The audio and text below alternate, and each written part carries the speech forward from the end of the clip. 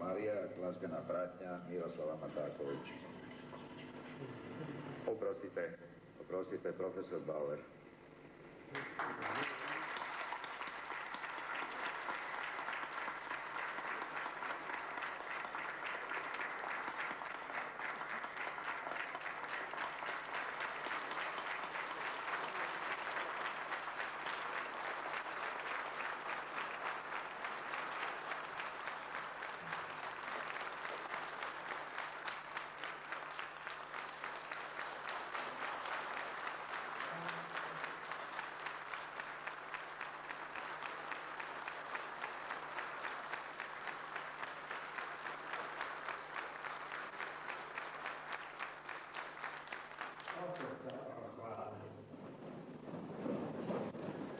Dragi moji Vukovarčani,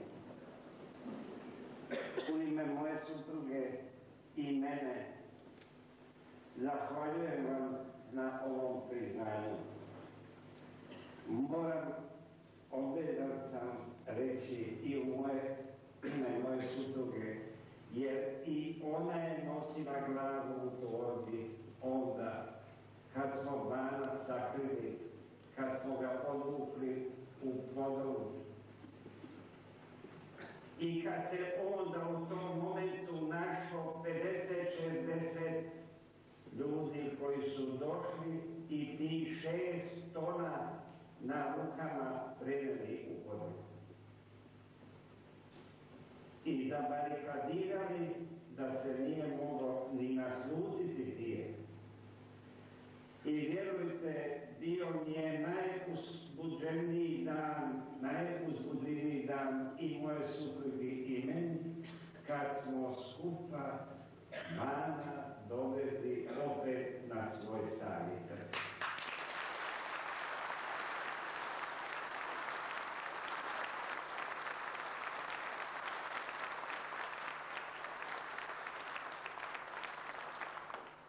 Hvala vam na priznanju, hvala vam.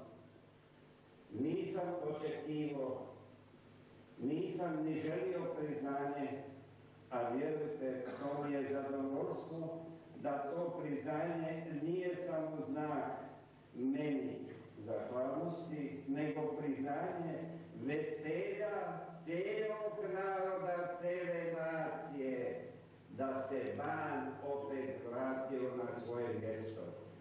Ali ne kao spomenik, nego kao simbol. On je bio onaj koji je ukinio kmetstvo, digo seljaka, digo i ujedinio cijelu naciju u jednu narodnu cjelinu. On je bio onaj koji se borio za 1000-godišnju kulturu, za 1000-godišnji suverenitet koji je onda cijeli svijet priznao. A danas se moramo opet boriti i za identitet i za suverenitet.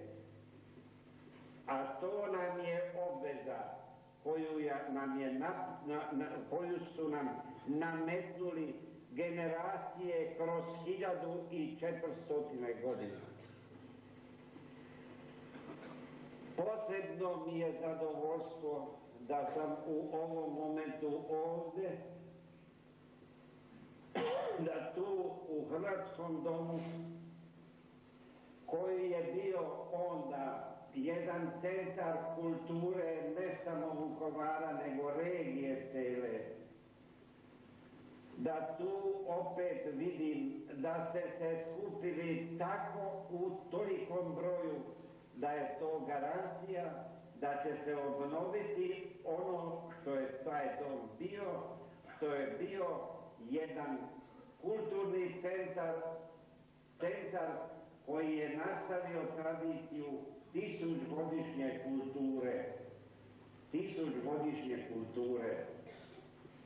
Prije toliko stotina i stotina godina, prije 1400 godina, kad je sigurno bilo datirano dolazak Hrvata u ove krajeve, kad su došli sa svojom vlastitom kulturom, sa svojim jezikom, sa svojim Vukanom sa svojom knjigom, koju je onda priznao Vatikan kao vrhovna vlast u cijeloj zemlji, u cijelom svijetu i priznani su svi narodi svijeta.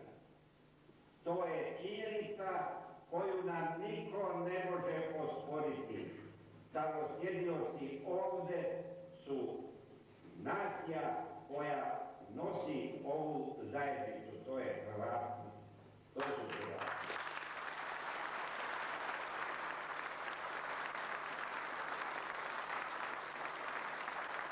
Dragi prijatelji,